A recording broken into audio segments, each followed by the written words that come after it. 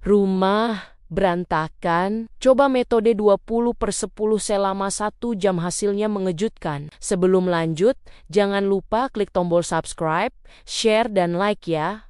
Boleh juga klik tombol thanks atau terima kasih. Oh ya, kalau kamu punya usul atau ide tema video berikutnya, langsung komen di bawah ya. Makasih.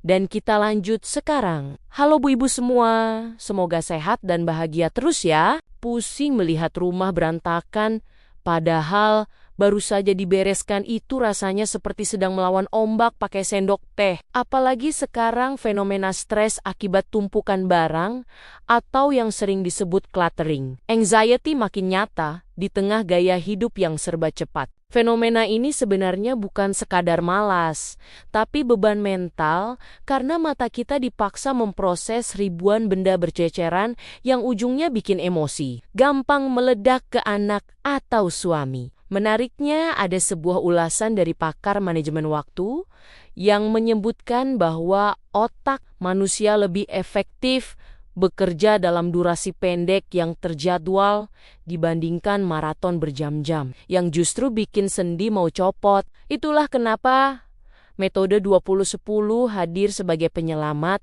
agar rumah tidak lagi seperti kapal pecah tanpa harus membuat kita pingsan karena kelelahan. Dan video ini bakal membuktikan bahwa dalam 1 jam saja hasilnya bisa mengubah suasana hati secara drastis. Mari kita bahas rahasia dapur ini. Metode 20/10 ini intinya adalah kita bekerja fokus selama 20 menit, lalu wajib istirahat total selama 10 menit. Dan ulangi 2 kali sampai genap 1 jam. Bayangkan saja, ini seperti interval lari tapi versinya ibu rumah tangga yang sedang mengejar tumpukan cucian dan mainan Lego yang tersebar di lantai seperti ranjau darat. Langkah pertama, pasang alarm di ponsel tepat 20 menit dan fokuslah pada satu area saja. Misalnya, area meja makan yang sudah berubah fungsi jadi gudang surat, kunci, hingga bungkus jajanan. Jangan tergoda pindah ke area lain, meskipun melihat debu di sudut mata. Cukup selesaikan area tersebut sampai alarm berbunyi, karena fokus adalah kunci utama agar pekerjaan cepat tuntas. Setelah alarm berbunyi, berhentilah detik itu juga meskipun pekerjaan tinggal sedikit lagi, karena disinilah letak keajaiban 10 menit istirahat yang sering kita abaikan. Gunakan 10 menit ini untuk duduk manis, minum air putih, atau sekadar melihat awan. Tapi dilarang keras membuka media sosial yang isinya rumah orang lain yang sudah estetik, karena itu hanya akan merusak suasana hati. Istirahat ini bukan hadiah, melainkan kebutuhan sistem saraf kita agar tidak merasa terbebani dan tetap semangat melanjutkan ronde berikutnya tanpa rasa dendam pada debu. Contoh nyatanya, kalau kita memaksakan 1 jam non-stop, di menit ke-40 biasanya kita sudah mulai marah-marah sendiri sambil membanting sapu ke tembok. Masuk ke ronde kedua, pasang lagi alarm 20 menit, dan beralihlah ke tumpukan pakaian yang sudah setinggi gunung Everest di pojok kamar. Kali ini jangan banyak mikir, jangan pilah-pilah terlalu lama. Ambil satu persatu, langsung putuskan, simpan, cuci atau donasi. Fokus hanya pada satu tumpukan itu saja, seolah-olah dunia luar tidak ada. 20 menit ini adalah misi khusus menaklukkan gunung kecilmu. Ingat, tujuan kita bukan membuat kamar langsung sempurna, tapi membuatnya jauh lebih ringan dari sebelumnya. Setiap 5 menit, lihat progresnya. Gunung yang tadi terlihat mustahil perlahan mulai menyusut. Di menit ke-10, biasanya rasa malas datang, tapi justru di situ kuncinya lanjutkan sedikit lagi. Bayangkan betapa leganya nanti melihat lantai yang kembali terlihat. Ketika alarm berbunyi, berhentilah meskipun belum sepenuhnya selesai.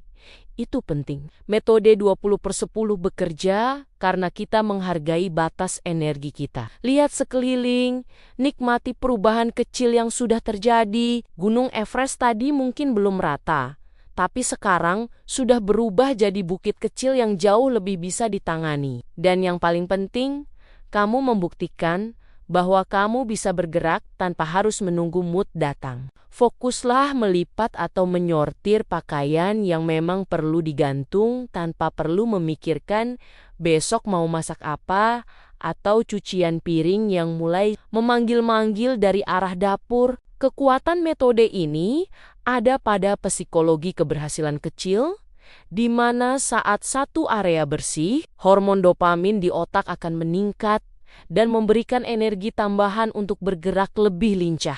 Jika biasanya kita merasa beberes rumah adalah penderitaan abadi, dengan 20 menit yang terjaga, kita justru akan merasa sedang bermain game simulasi kehidupan di dunia nyata. 1 jam pun berlalu, dan biasanya kita akan terkejut melihat perubahan yang terjadi hanya dengan 2 kali putaran. Kerja fokus dibandingkan dengan biasanya yang seharian bergerak, tapi tidak ada hasil yang kelihatan. Metode ini mengajarkan kita bahwa konsistensi jauh lebih penting daripada ambisi yang meledak di awal, tapi padam sebelum pekerjaan selesai karena kehabisan napas. Rumah yang rapi memang idaman, tapi kesehatan mental dan fisik ibu yang utama. Jadi, jangan sampai kita menjadi budak perabotan yang hanya bisa rapi kalau kita sudah tidak punya tenaga lagi. Hasil mengejutkan dari metode ini bukan cuma ruangan yang kinclong, tapi perasaan puas bahwa kita akhirnya bisa mengendalikan keadaan rumah tanpa harus mengorbankan waktu istirahat yang berharga. Terkadang, kita terlalu keras pada diri sendiri, merasa harus menjadi pahlawan yang bisa membereskan segalanya dalam sekejap.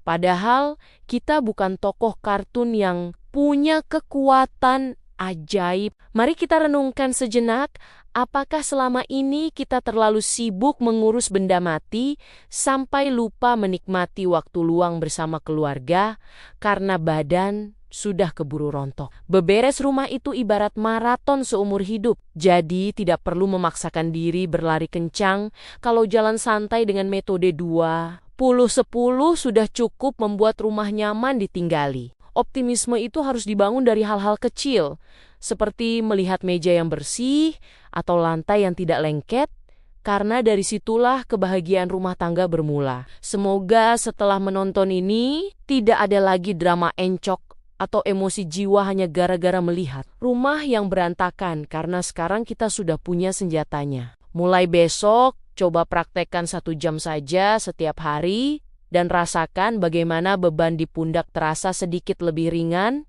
saat melihat setiap sudut rumah mulai bernapas kembali. Tetap semangat untuk para ibu hebat di luar sana yang sedang berjuang menata kehidupan dari meja makan hingga ke dapur. Karena setiap peluh yang menetes adalah bukti cinta untuk keluarga tercinta. Percayalah bahwa rumah yang nyaman akan melahirkan pikiran yang tenang, dan ibu yang tenang adalah sumber kebahagiaan paling utama dalam sebuah keluarga. Mari kita mulai beberes sekarang juga dengan ceria, tanpa perlu merasa terbebani lagi. Terima kasih sudah dengerin cerita dan curhatku hari ini. Sampai ketemu di video-video berikutnya. Tetap semangat, Bu Ibu semua.